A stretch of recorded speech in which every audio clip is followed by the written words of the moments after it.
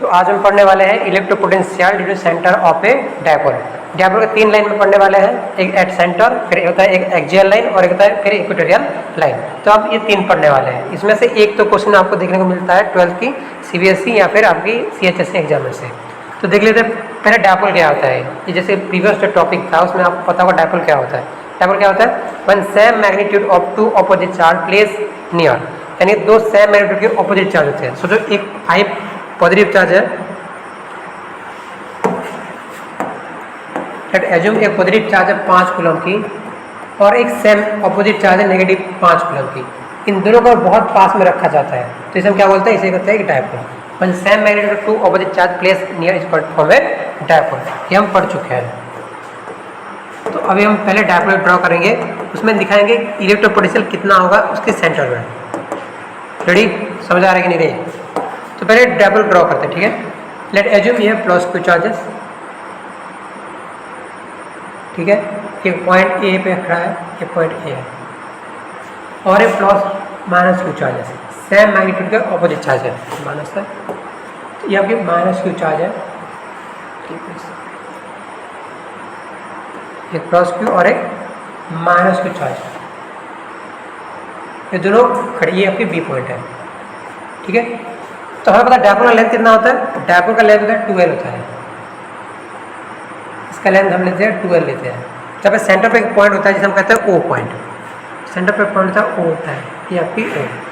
तो डायपोल जो भी हम मेजर करते हैं वो सेंटर से ही मेजर किया जाता है। डायपोल जो भी आपको डायमेंशन निकल आता है वो आपको होता है मोस्टली सेंटर से ही। तो जैसे कि हमारे डायपोल है, एक प्लस Q चार्ज करिए क्या है, एक माइनस Q चार्ज, ए पॉइंट पे प्लस Q और इन दोनों के मैग्नीट्यूड सेम है। ये 5 कूलम है, ये भी 5 कूलम ही होगा, लेकिन ऑपोजिट चार्ज है, पॉजिटिव और एक नेगेटिव। सेंटर पर है O है। डायपोल का लेंथ कितना होता है, डायपोल टोटल लेंथ होता है 2L होता है, इनकी टोटल लेंथ है 2L। तो यहाँ से यह कितना होता है, सेंटर से लेके इधर तक ये होता है आपकी L होता है, कोई डाउट इसमें। और यहाँ से भी कितना होता है L, कि सेंटर में तो ये दोनों के बीच में एक पॉइंट है, तो यहाँ से भी L होगा, यहाँ से भी L होगा, दोनों मिलकर जाते हैं 2L।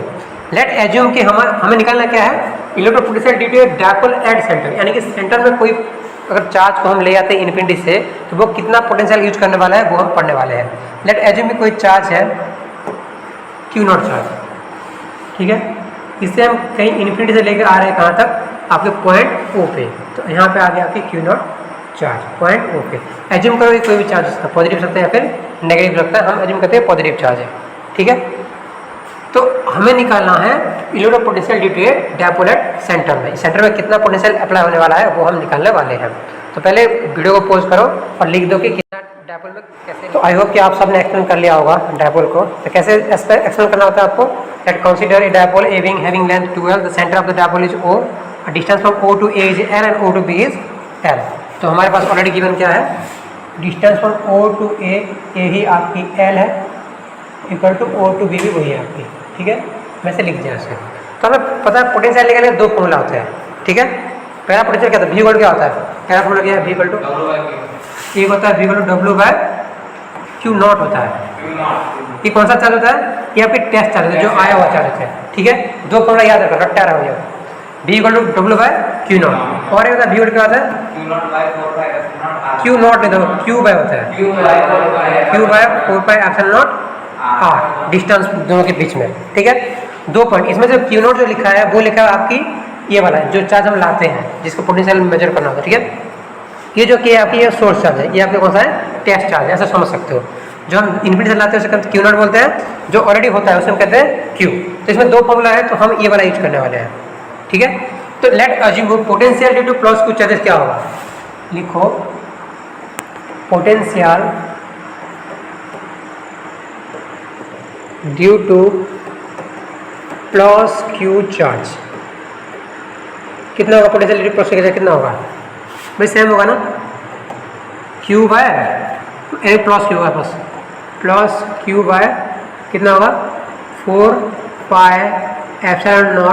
डिस्टेंस कितना होगा, इन दोनों के बीच में डिस्टेंस कितना है, इन दोनों चार्ज के बीच में डिस्टेंस कितना है, O और Q0 डिस्टेंस कितना है, L है।